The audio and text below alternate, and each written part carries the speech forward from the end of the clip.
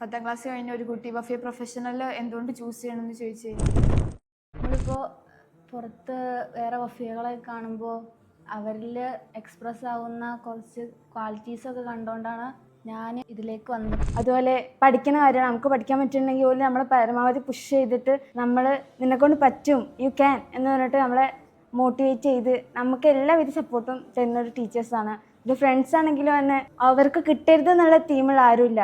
Okay, അവർക്കും വേണം. നമുക്ക് ഒരുമിച്ച് പഠിക്കണം, എല്ലാവരും പരസ്പരം മോട്ടിവേറ്റ് ചെയ്ത് ഡൗട്ട്സൊക്കെ ക്ലിയർ ചെയ്ത് അങ്ങനത്തെ ഒരു നല്ല ആംബിയൻസ്.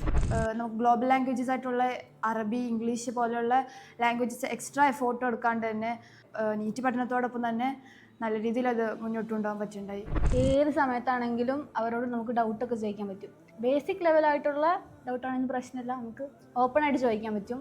PA വന്നാൽ നമ്മുടെ സ്കില്ലൊക്കെ നമുക്ക് എക്സ്പ്രസ് ചെയ്യാൻ പറ്റും. നമുക്ക് പൊതുവേദികളിൽ എങ്ങനെയാണ് അവരോട് സംബന്ധിക്കേണ്ടതെന്ന് പറയാൻ പറ്റും. 10ാം ക്ലാസ് കഴിഞ്ഞ ഒരു കുട്ടി വഫിയ പ്രൊഫഷണൽ എന്തുകൊണ്ട് ചൂസ് ചെയ്യണമെന്ന് ചോദിച്ചു കഴിഞ്ഞാൽ അവരുടേതായിട്ടുള്ള ഡോക്ടർ എന്നൊരു പാഷന് പുറമെ അവരുടേതായിട്ടുള്ള യൂണിക്നെസ് എക്സ്പ്രസ് ചെയ്യാൻ നമ്മളെ കൊണ്ട് കഴിയും. Wafiyya professional is A best choice.